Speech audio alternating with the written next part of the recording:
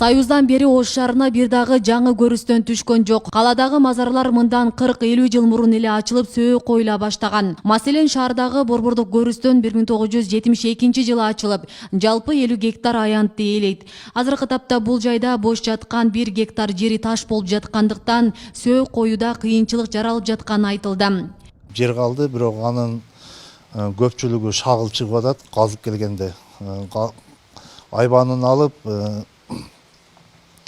казынасына киргенде шагыл болгон жер таштап кеткен. Ошон үчүн көпчүлүк жерге азырынча коюлбай калышы мүмкүн да. 25-30 жылдан кийин өзүнүн тууган уруктары, мисалы чоң атасыбы, чоң энесиби коюлган жайларды баласы тарабынан же болбосо туугандары тарабынан келип казып коюп атышат азыркы учурда. Жалпысынан калада 13 көрүстөн болсо, анын 5-өсү толгондугуна байланыштуу жабылган. Бүгүнкү күндө калган 8 мүрзөдө да сөөк коюуга жер тарып баратат. Мындан улам кала бийлиги кошумча жай издеп жатканын маалымдады. Биз азыр ошол 50 гектарга жакын Кең Сай массив жактан, ошол жактан карап атабыз.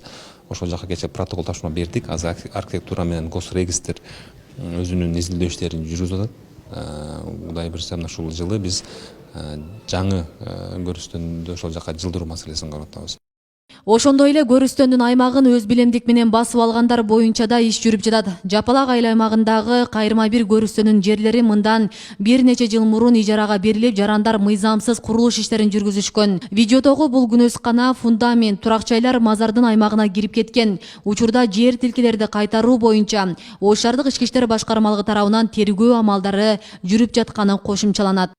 Бүгүнкү күндө ошо көрүстөндүн аймагы күндөн күнгө кичинерип, баягы частный объектилер мыйзамсыз үйлөрдү салып, өзүн билемдик менен үйлөрдү куруп баштаганына байланыштуу биз ал бүгүнкү күндө 11 частныйга берилген жердин бүгүнкү күндө калгандары кайтарылып, мамлекеттик акт алынган. Азыр бүгүнкү күндө 3 объекти боюнча сот иштери жүрүп атат кайтаруу боюнча.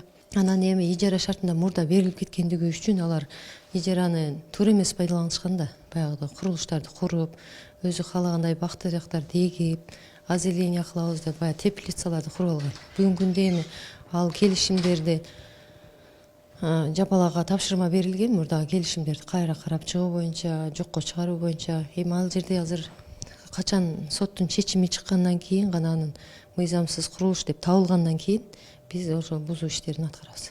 Бейле кетсек, ушул тапта шаарда кайрма 1, кайрма 2, Калинин массиви, Номан Ата, Коргон Төбө, Эделбейс жана борбордук көрүстөндөр иштеп жатат. Асия Сыдыкова, Шахрух Эминжанов, Регион телеканалы, Ош шаары.